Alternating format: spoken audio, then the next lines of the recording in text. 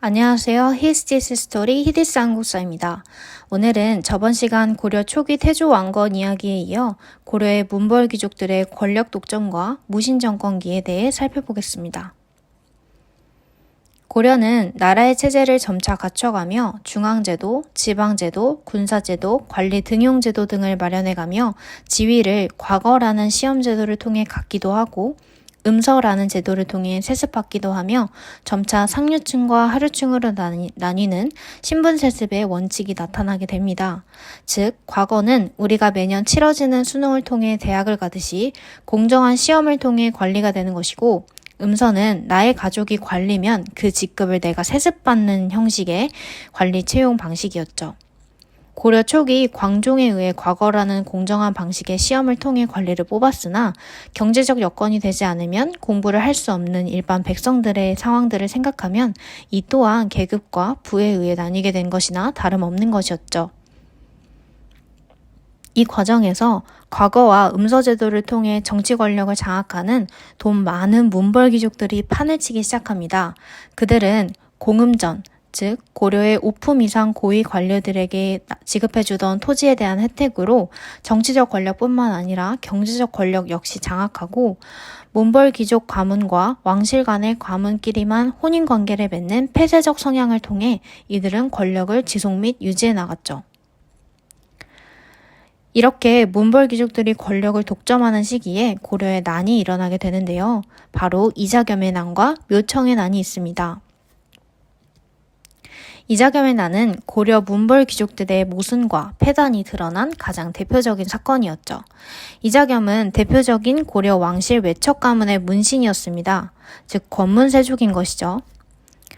고려 인종식이 최고 권력자였던 이자겸을 견제한 인종이 그를 제거하려고 했으나 실패로 돌아가게 됐고, 인종의 계획을 알게 된 이자겸은 왕위를 빼앗을 목적으로 척춘경이라는 사람과 연계해 일종의 예언사상인 도참설을 내세워서 이자겸의 난을 일으키게 됩니다. 이에 인종은 척춘경과 이자겸이 동맹 과정에서 사이가 틀어진 것을 이용해 척춘경을 회유하여 이자겸을 진압하게 되며 사건은 마무리가 되죠.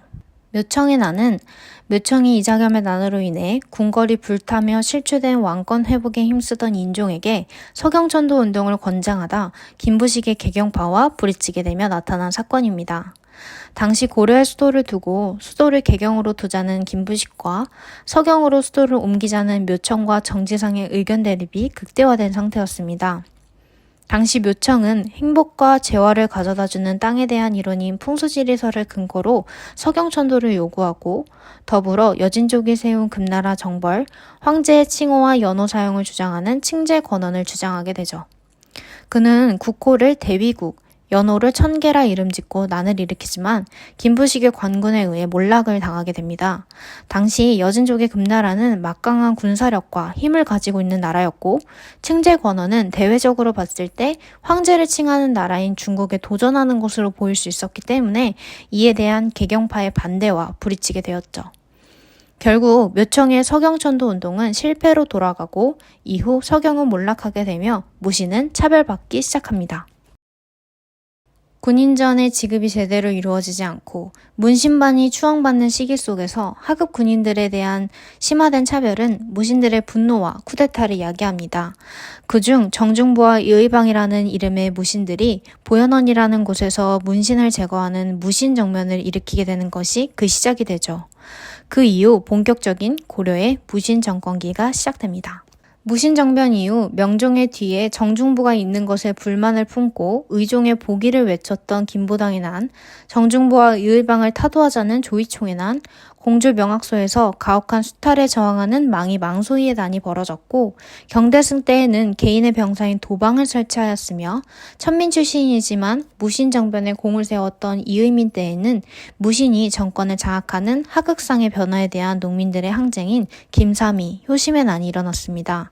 이의민은 이후 최충원에 의해 제거되게 되고 최충원은 명종에게 봉사 10조라는 이름의 사회개혁안을 내놓았으며 자신의 권력을 더 강하게 만들기 위해 나라의 중요한 일을 처리하게 하는 교정도감을 설치해 그곳의 장관이 되었죠. 최충원이 죽고 그의 아들 최후는 인사행정기구라고도 할 수 있는 정방과 숙직기구인 서방을 자신의 집에 설치하였고 당시에 몽골 침략에 대비하여 수도를 강화도로 옮기기도 하였습니다. 무신정권기는 최충원 이후로 최우, 최항, 최의 순으로 62년간 4대에 걸쳐 세습되는 형태를 보였고 이를 최씨 무신정권기라 부릅니다. 이날 최우가 왕에게 속히 궁궐을 떠나 서쪽 강화도로 행차할 것을 주청하였는데 왕이 망설이면서 결정하지 못하였다. 최우가 녹봉을 실어나르는 술의 100여량을 빼앗아 집안의 재물을 강화도로 옮기니 도성한 민심이 흉흉해졌다. 최우가 담당 관리들에게 영을 내려 날짜를 정하여 개경에 오부 백성을 보내도록 하고 성 안에 방을 붙여 이르기를 시간을 지체하여 출발할 기일에 미치지 못하는 자는 군법으로 논하리라 하고 또 사자를 여러 도로 보내어 백성을 섬이나 산성으로 옮기도록 했다. 을요일에 왕이 개경을 출발하여 승천부에서 머무르고 병술일에 강화도의 객간에 들어갔다. 이때 장맛비가 열흘이나 계속 내려 진흙이 발목까지 빠져 사람과 말들이 쓰러지곤 하였다.